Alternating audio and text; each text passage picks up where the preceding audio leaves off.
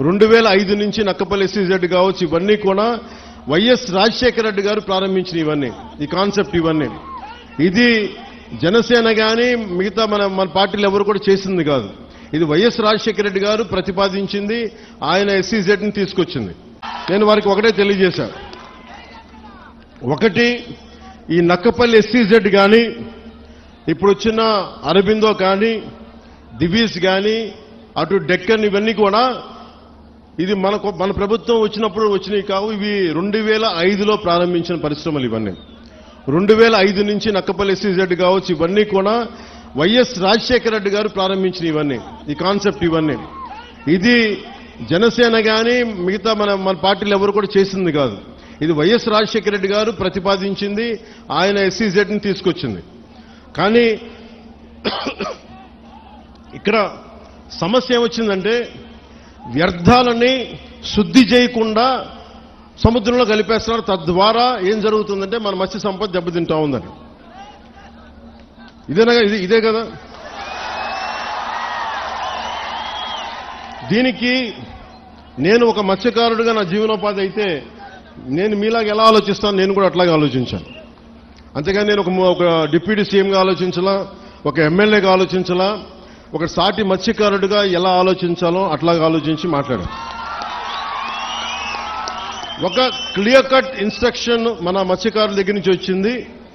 మేము ఎప్పుడూ కూడా పరిశ్రమలకి వ్యతిరేకం కాదు, కానీ వ్యర్థాలని, కాలుష్యాలని ఎంత శుద్ధి చేసి పంపుతారన్నదే మా ప్రశ్న. ఇది రెండోది. నేనేం చెప్పానంటే, పారిశ్రామికవేత్తల్ని బెదిరించి ఎవరైనా సరే, గతంలో కూడా నేను ఏం మాట్లాడానంటే, వైసీపీ నాయకులను కూడా లోపలికి రమ్మని చెప్పాం.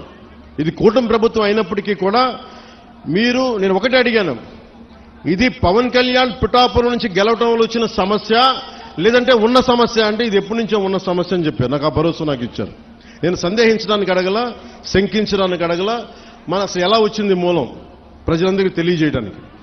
సో నేను అన్నీ మాట్లాడితే ఖచ్చితంగా ఈ కాలుష్యం, మీరు లేనిపోయిన అభాండాలు మత్స్యకారులు ఎవరు వేయరు, అది నేను అర్థం చేసుకోగలను.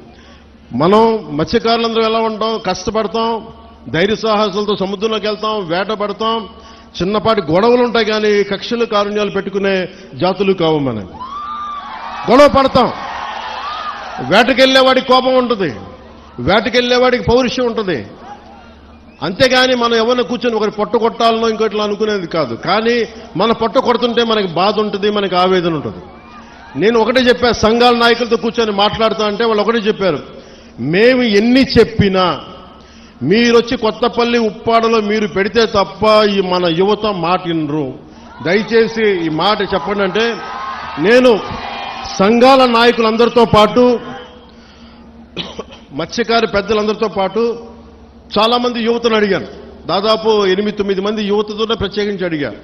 చెప్తే వాళ్ళు చాలా ప్రోగ్రెసివ్గా ఉన్నారు.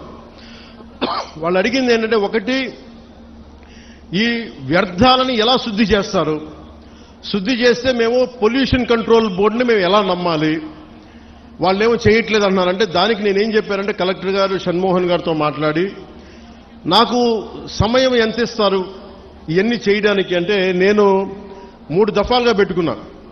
ఈ 3 రోజుల తర్వాత మళ్ళీ నేను ఒక పడవ తీసుకొని, మీరు ఎక్కడైతే వ్యర్థాలు వస్తున్నాయో, ఎక్కడైతే మన మత్స్య సంపద నాశనం అయిపోతుందని మీరు చెప్తున్నారో, వాటిలో ఒకసారి నేను వెళ్ళి చూస్తాను.